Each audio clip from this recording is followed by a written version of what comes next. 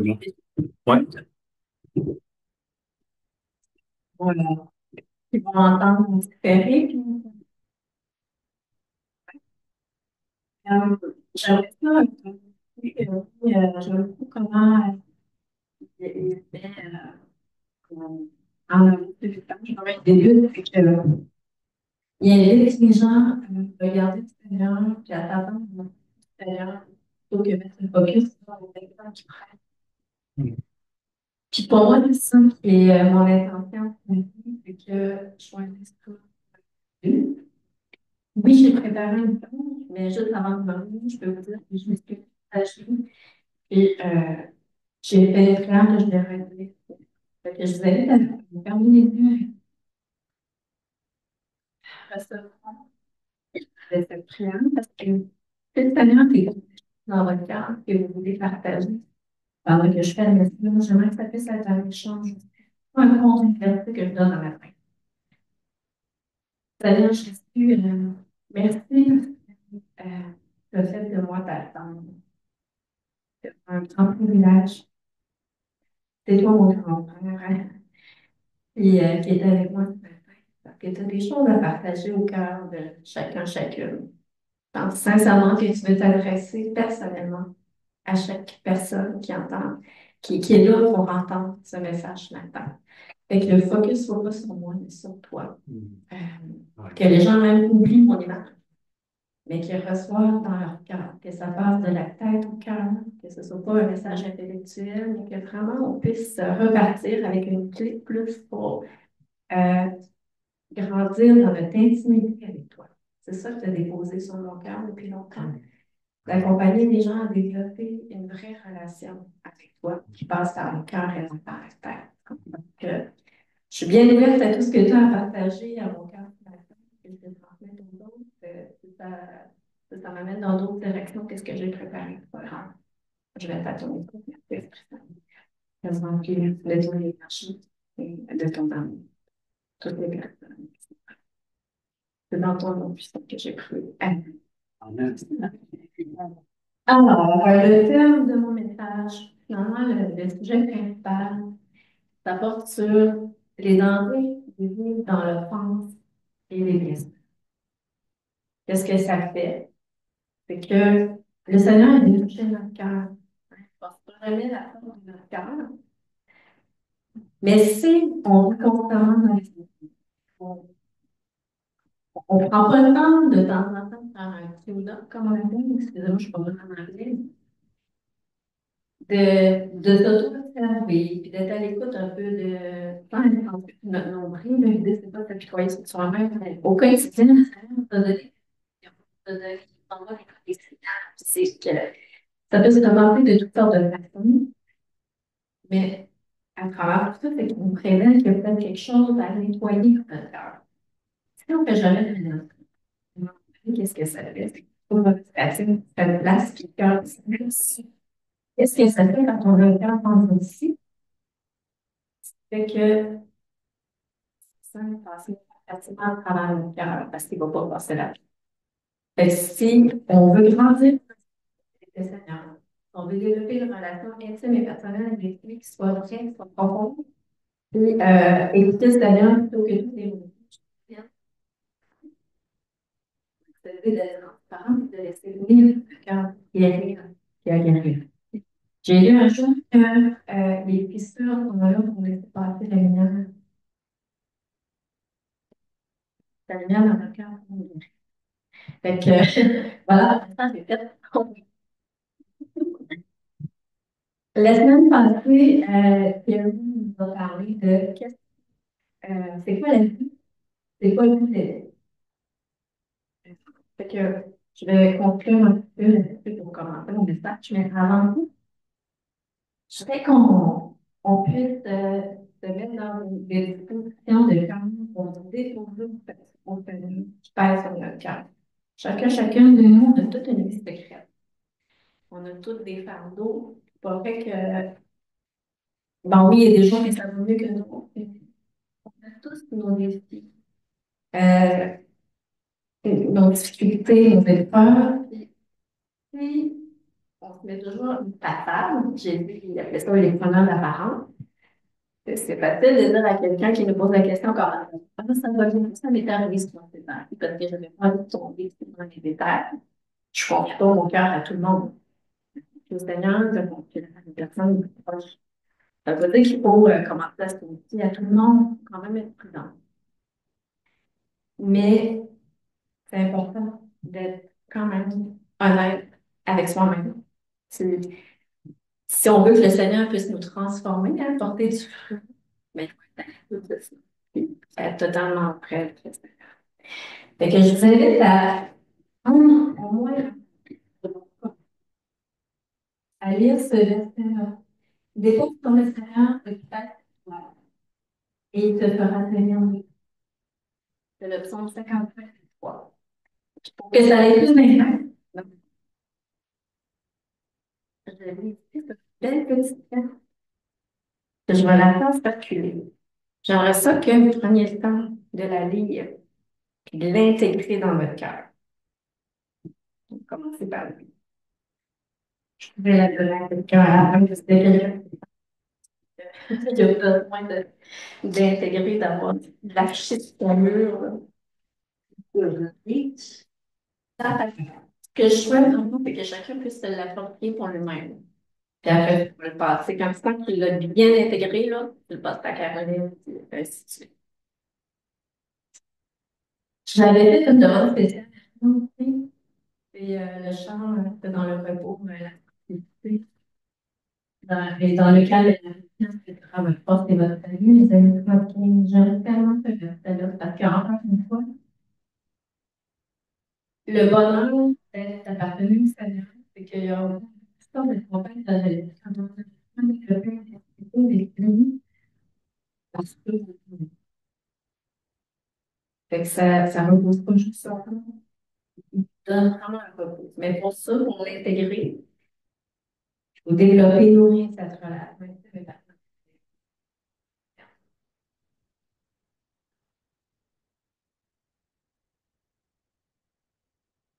Donc, dans le message,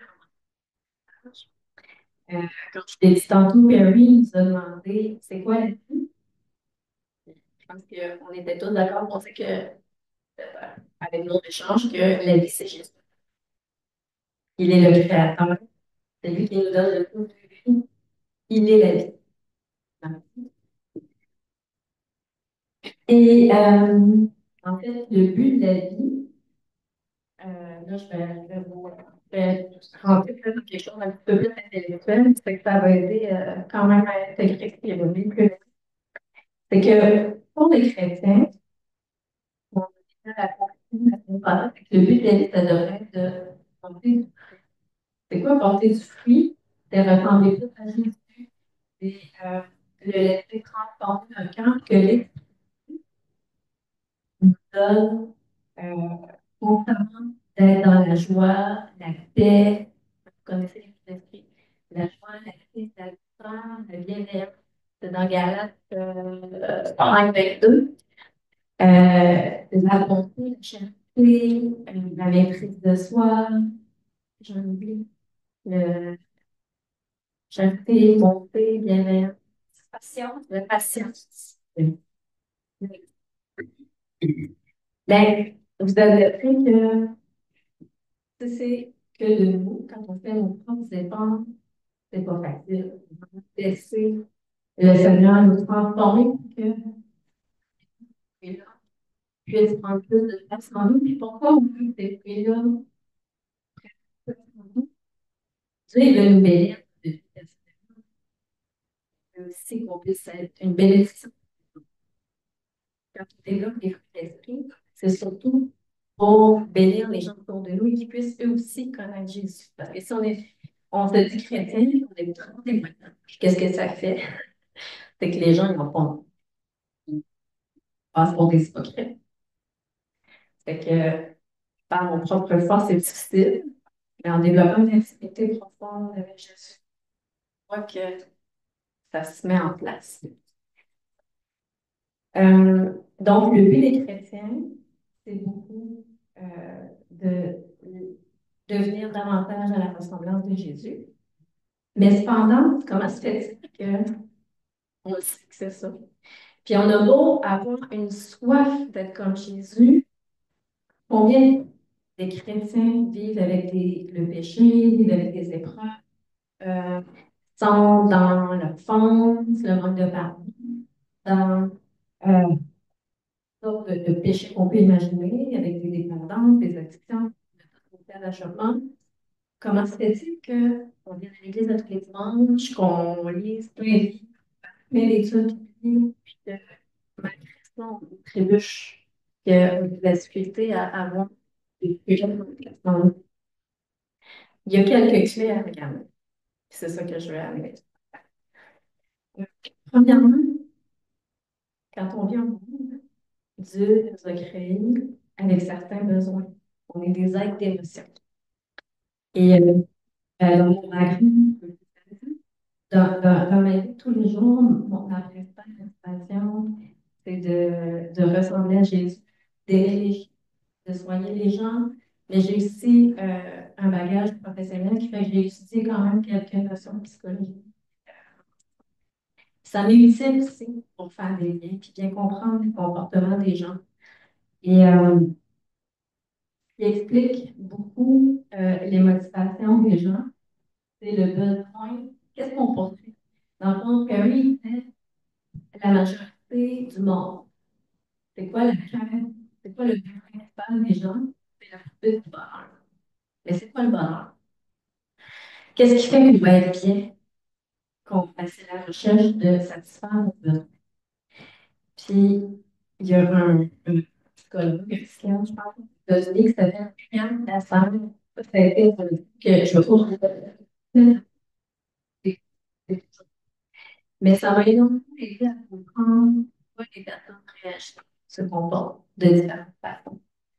Euh, et en fait, la recherche de satisfaction euh, pense qu'on va adopter certains comportements qui ne sont pas toujours dans les faits. Ces cinq besoins que je vais vous les nommer pour vous aider à comprendre un petit peu parce que peut-être qu'à l'intérieur, ça va vous révéler quelque chose. C'est peut-être à laisser lire dans le Seigneur, oui, de s'apitoyer sur soi-même, de se ah, je sais bien pas ce que je veux, parce que tout peut être amené à dire. Le premier besoin, c'est le besoin de sécurité. C'est quoi le besoin de sécurité? Tout enfant qui vient au monde a un besoin de sécurité. C'est un lien vraiment avec nos besoins physiologiques. Un bébé, il ne peut pas se nourrir par lui-même, il ne peut pas se changer sa couche pour lui-même. Fait que dès la qu'est-ce qu'il y a dit comme bébé? Quand on sort du ventre de la mère, c'est extrêmement intimidant. On était dans un cocon de chaleur. Puis là, on a besoin des mains de nos parents. Mais ce n'est pas toujours le cas pour tout. Fait qu'on a besoin d'être accompagné pour tous nos besoins physiologiques, que ce soit d'être vêtu, de boire, de manger, d'être réconforté, d'être cajolé. Fait que ça, c'est un besoin de sécurité. Fait que si on peut pense que toute la vie, on va avoir des comportements pour assurer notre sécurité. Et qu'on va peut-être même avoir érigé des murs autour de nous par peur qu'on vienne bousculer notre besoin de sécurité. Un autre besoin, c'est le besoin. Qu'est-ce que c'est? Dans le fond, ça va avoir avec l'impact qu'on a sur notre environnement. On a tous besoin quelque part de besoin de se sentir utile, compétent, d'être écouté, reconnu. L'autre besoin, c'est le besoin de plaisir. C'est légitime. Le besoin de plaisir, de s'amuser dans la vie. Est-ce que le chrétien, ça veut dire que j'ai pas au sérieux, puis marcher facile? Non. On a aussi besoin de plaisir. C'est légitime. Hein? Que la joie du Seigneur toujours dans votre cœur et que votre douleur soit connue de tous les hommes. On a un besoin. Qu'est-ce que c'est? C'est avoir la conviction qu'on est accepté inconditionnellement. Qu'on a de la valeur pour autrui, qu'on est aimé. Ça, c'est un des besoins que moi me parle. Et Neil Anderson, dans ses livres sur l'identité en Christ, la liberté en Christ, c'est bien chez nous. Regardez, mon pas le temps, hein. Euh, Neil Anderson il explique que beaucoup de gens euh, tombent dans le péché parce qu'ils n'ont pas intégré la valeur qu'ils ont aux yeux de Dieu.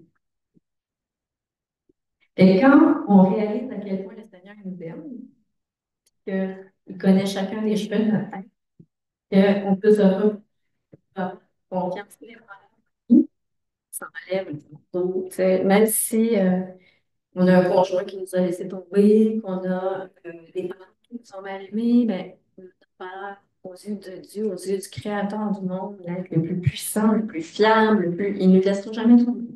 Fait que ça réconcilie. Euh, l'autre besoin de réalisation, c'est le besoin de liberté.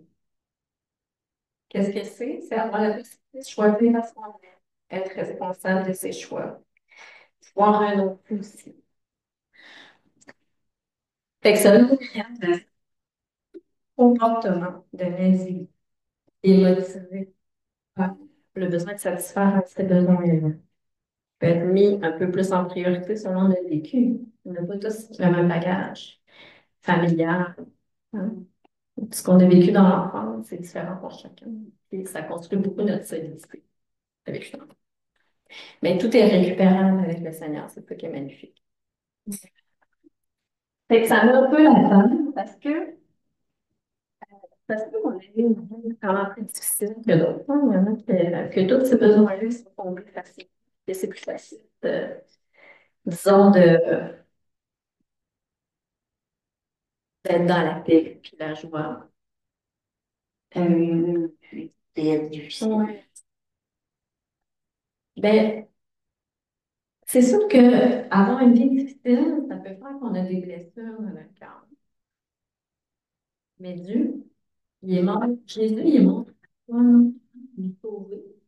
Mais il a guéri nos blessures pendant. Et parce que le Seigneur, il m'a montré dans mes temps de prière puis dans mes expériences personnelles, c'est qu'il travaille comme en plus de lion. Fait qu'à un moment donné, ça se peut que, parce que tu es accompagné par quelqu'un, qu'une personne a prié pour toi, que tu as remis une blessure au Seigneur, que là, tu es délivré pour cet aspect-là. Puis qu'à un moment donné, plus tard dans ta vie, le Seigneur, il te montre autre chose. Fait que le Seigneur, il veut prendre chacun des morceaux des mauvaises racines de notre cœur, on peut être totalement libre en lui, puis défaire ces murs-là. C'est comme, dernièrement, il m'a dit que c'était un petit peu comme mais pour ça, il faut être vulnérable. Il faut accepter d'être vulnérable. Par le fait d'épreuve. Mais il nous transforme à travers ces moments-là. C'est que dans ces moments-là, il nous révèle des choses qu'on a peut-être à travailler, à y remettre, à y donner. Fait que, il montrait que c'est un petit peu comme une carapace de l'eau. Quand il change de carapace, il est en transformation. Fait qu'au début, sa carapace est très dure. Puis on appelle ça aux îles Chicago, je pense. Chicago. Fait que la carapace, ça devient très. Là, il montrait que c'est un peu comme ça qu'on devrait accepter d'être chrétien.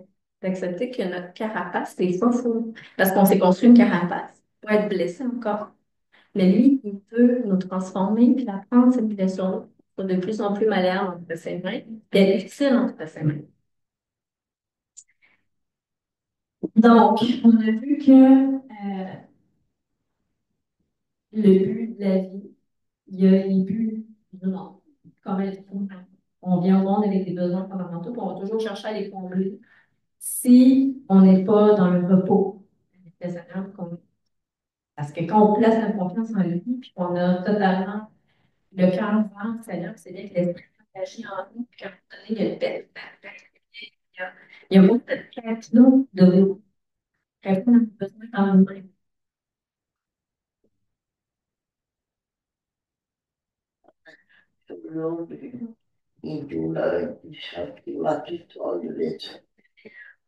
Dans le fond, Louise a dit qu'elle avait foule comme dans l'estomac, c'est souvent les émotions contre les différents de notre vie. Ça, ça se termine. tous les enfants. Puis, puis, Si on n'appartient pas au Seigneur, on n'a qu'un peu de foi avant, on dit, Seigneur, je vais placer ma foi en toi. C'est accessible à tout le monde. puis donner ma vie. Mhm. Comment, ben, quand je, dans le fond, pour continuer, pour poursuivre, oui, c'est important de laisser l'Esprit Saint porter du fruit en nous, qu'il y ait des fruits de bonté, de douceur, de maîtrise de soi, de patience, de charité, pour bénir les autres. Puis, on l'a dit tantôt que c'était vraiment difficile. Si on a de barrières autour de nous, c'est émotionnel est là. Donc, comment il ce que le Seigneur nous a mis à cœur de partager, c'est les dangers de l'offense et des blessures non guéries.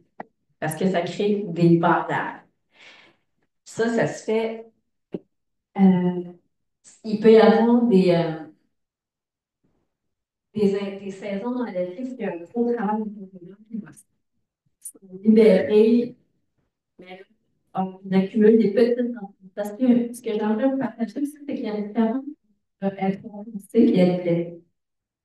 Être blessé, ça veut dire qu'on vient attaquer notre intimité personnelle, notre dignité, notre valeur, qu'on n'a pas voulu, peut-être des avis qu'on a eu dans le passé, à l'âge adulte aussi, ou des choses qu'on aurait dû avoir qu'on n'a pas voulu faire. Ça crée des blessures émotionnelles. Ça, de l'accompagnement ou de vraiment que le Seigneur nous délivre dans la vie. Mais il y a aussi les enfants quotidiennes. Fait que moi, ce que j'ai envie de partager, de vous poser comme question, c'est est-ce que vous êtes facilement enseignant? Et est-ce que vous êtes facilement enfant?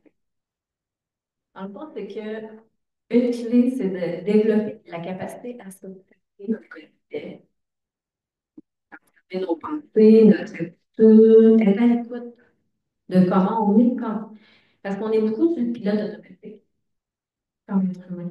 Fait que là, il faut sortir du pilote automatique, puis pas s'associer à nos pensées. C'est pas parce qu'il y a une étude à un moment donné qui a été faite dans le marché médical. C'est c'était mental, là, et ils ont démontré qu'il y avait à peu près 6200 pensées qui ne pouvaient pas faire la tête par jour. C'est pas mal. Fait qu'il y en a sûrement des belles et des moins belles. Mais on écoute notre pensée. Fait que c'est important de prendre conscience de ça, parce que si on fusionne tout le temps avec le pilote automatique, ben c'est sûr que nos comportements ils vont aller dans le sens de nos pensées. Fait que c'est important d'apprendre à s'observer. Ok, là, je pense ça, hein, elle aime ça, puis là, je me sens comme irritée. Écoutez, comme, est-ce qu'il y a une tension qui s'installe dans mon corps? Fait que c'est quoi mes mécanismes, mes, mes, euh, mes réactions physiologiques? C'est quoi, c'est quoi mes pensées? Parce que le Seigneur, j'ai pu essayer de porter attention. C'est comme un wake-up call de ne pas rester dans le fond et de pardonner.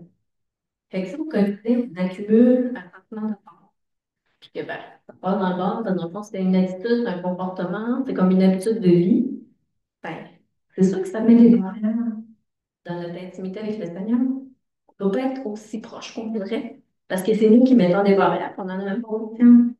Parce que là, on dit une parole de médisance envers quelqu'un, parce que j'ai une pensée que ben, là, la personne moi, comme disait Barry, cette personne n'est pas correcte, je mets une barrière, c'est fini.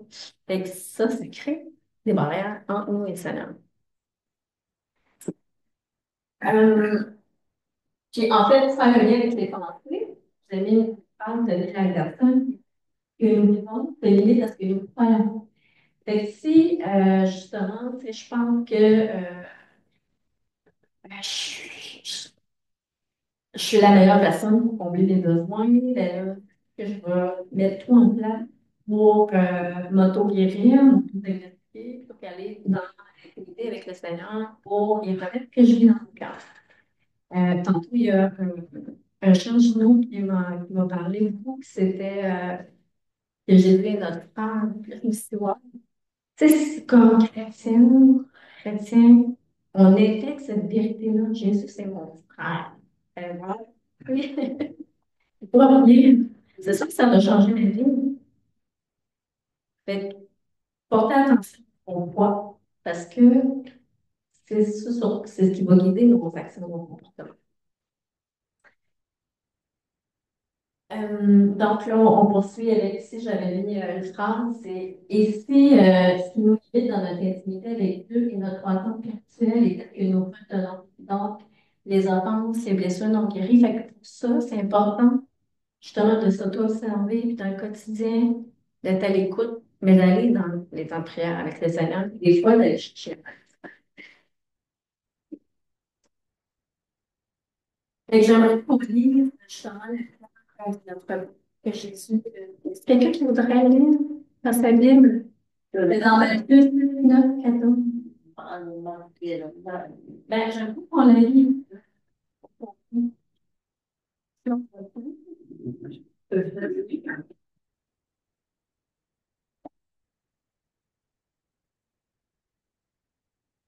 Parce que je pense que comme Gino, il a particulièrement lu les évangiles, les paroles de Jésus.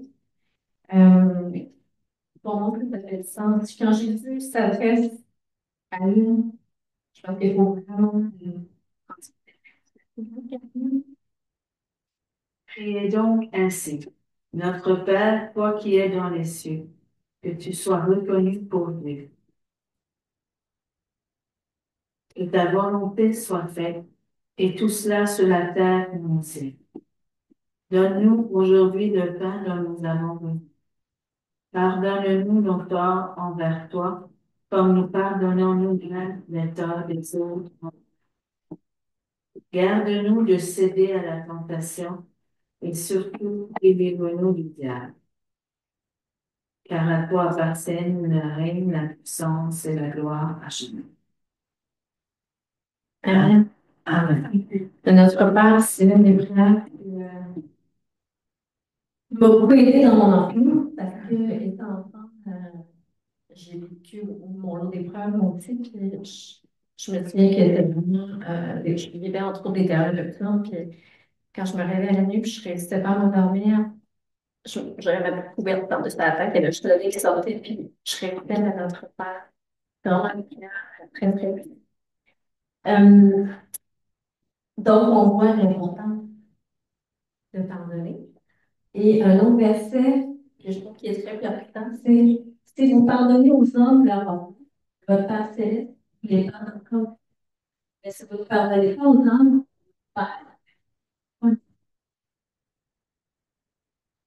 Fait que c'est pas juste de faire un examen de confiance que là, je pardonne à tout le monde qui m'ont donné quand j'étais jeune, c'était réglé. Je pense que c'est vraiment possible de porter attention à une carence qui n'est pas tendue parce que quelqu'un me dit une parole qui n'était pas gentil, c'était blessé, m'offenser, me vexer, ou quelqu'un qui a été mal poli, ou peu importe. Mais d'être à l'écoute de ça quotidiennement. Et des fois, ça peut être dans nos pensées. Fait qu'une clé que je pourrais vous donner, il y a beaucoup de clés qui me viennent des enseignements de Neil Anderson, ça nous arrive tous, je pense, là, d'avoir des pensées un peu médiocres. Mais moi, dès qu'il me vient des pensées, je ne les prends pas comme je suis pas une poète dans moi parce que j'aime beaucoup. Il y a aussi façon qui nous met des nouvelles pensées. Donc, aussitôt que j'observe une pensée qui n'est pas belle, je dis à voix haute, Seigneur, je rends toute pensée captive à ton obéissance. Je renouvelle mes pensées, sonde mon cœur au Dieu si je suis sur une mauvaise voie, continue sur la voie de l'éternité. J'ai besoin du Seigneur chaque jour, à chaque heure, à chaque minute, parce que notre nature humaine, charnelle, va toujours être là jusqu'à ce qu'on comprenne le Seigneur. Fait que c'est une lutte constante. C'est pas parce que tu as 92, que tu as donné ta vie au Seigneur, que tu fais des messages, puis que tu n'as pas à lutter avec des. Oui, je suis sûre que vous confirmez ça. On a tous à être à l'écoute de ça au quotidien. Ça, si on l'applique, je vous garantis que vous allez voir une différence dans la capacité à entendre le Saint-Esprit. Il va vous révéler des choses de plus en plus profondes sur vous-même. Et là, il y a comme des pleurs d'oignons qui vont s'enlever, puis là, vous allez vraiment être dans l'allégresse. c'est certain. Euh, c'est le nom. C'est bon.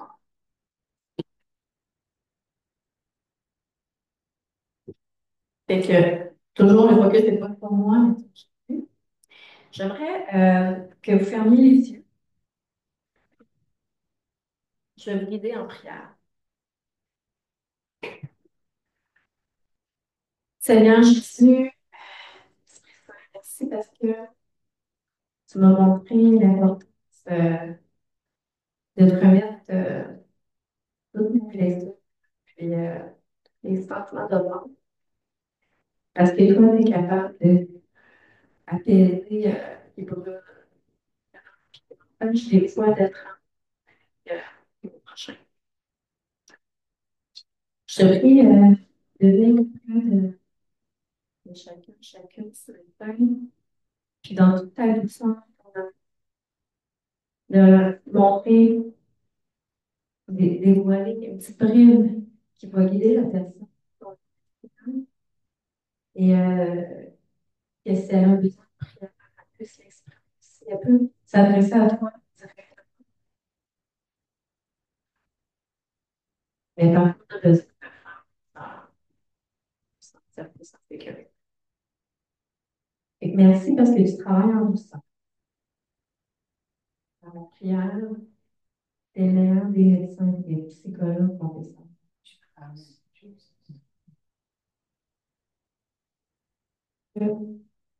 Quand tu me montres que ce soit un sentiment de honte, de trahison, de tellement de blessures qui peuvent être très graves de par le vécu, mais il n'y a pas aucune blessure que tu peux pas guérir complètement. Je sais que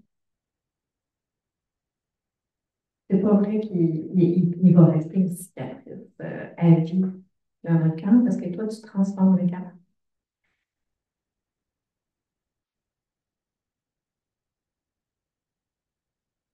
Chacun, chacune, pour qu'on puisse le déposer, cette blessure-là, qui peut-être nous empêche d'être plus proche de toi comme on voudrait.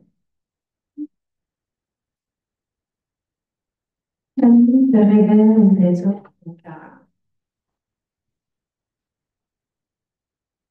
Avant plus de pardonner la personne qui t'a blessé, le Seigneur, sois libre de ce qu'il vient et exprime dans toi. Le Seigneur veut guérir aujourd'hui. En temps de nommer l'émotion, de nommer, puis tu as le pouvoir de choisir de libérer. Et c'est simplement de visualiser cette question-là. Je la mets dans le sac à poubelle, la donner à chacune parce qu'il y a déjà tout accompli à la fois. Ça va faire plus. Si tu as un besoin d'aller plus en profondeur, parce que là, des fois, il travaille justement par couche. Il ne veut pas trop monter dans l'ennui. Et si tu as un besoin de travailler plus en profondeur, tu peux m'en parler. Si c'est une tendance, tu peux m'en parler. Je peux t'accompagner.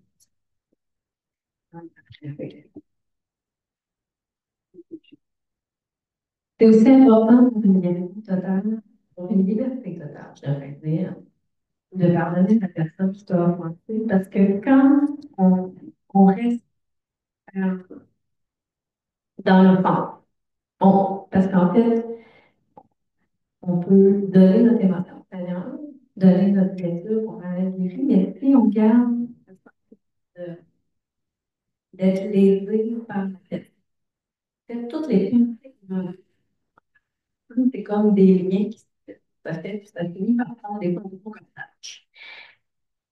C'est un lien qui se faut couper, parce que quand on parle, non seulement on veut la bénédiction de la personne qui nous a blessés, mais aussi on est libéré.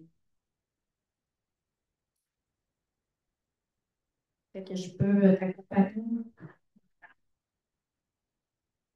C'est simplement d'accepter que c'est Jésus qui fait justice. Faire justice par toi-même.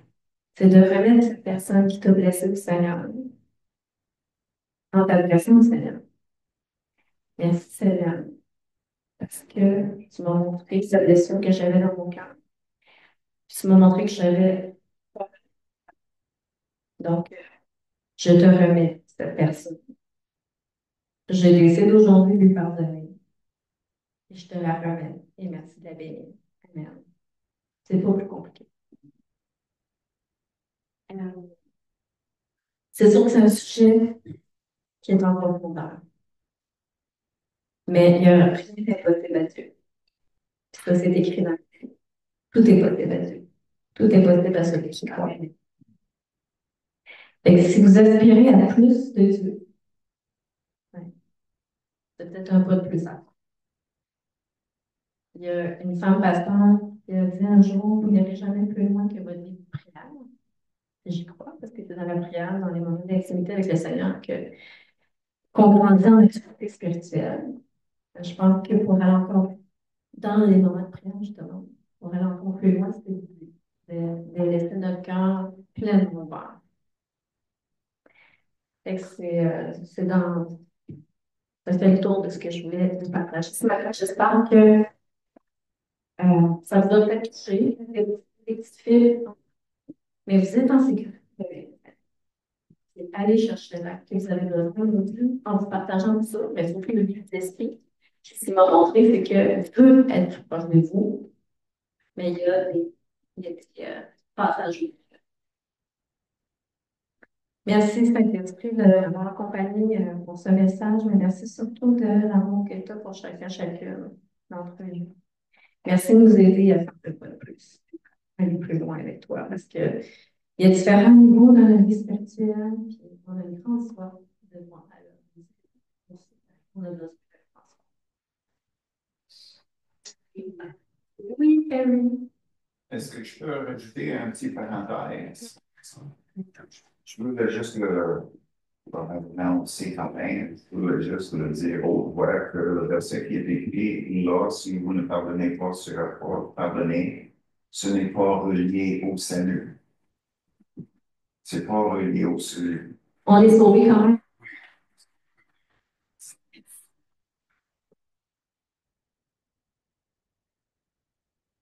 Ouais. Et qu'on ne pardonne pas, pour ce qu'on va vivre, le séquel créé dans nous humains, c'est de se mettre dans cette prison-là que tu avais mentionné avec les émotions. Oui. Comme tu disais tantôt, l'important, c'est de réaliser que ça va nous affecter jusqu'au point de notre santé mentale et physique si on ne pardonne pas.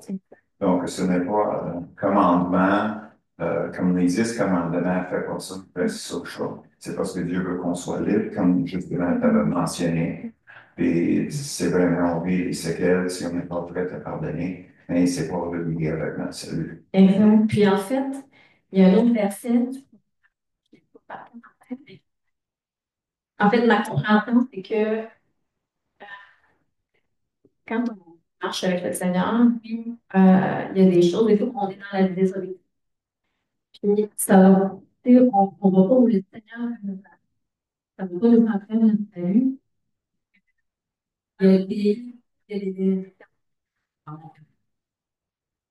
Est-ce qu'on va aller plus loin que dans l'allégresse, justement, dans la peine, quand autant qu'on va faire le bien avec le Seigneur, ben, c'est important qu'on accepte de se laisser passer par bon, en nous, OK, ça va besoin de vérifier. Vous allez aider. Est-ce qu'on peut arrêter?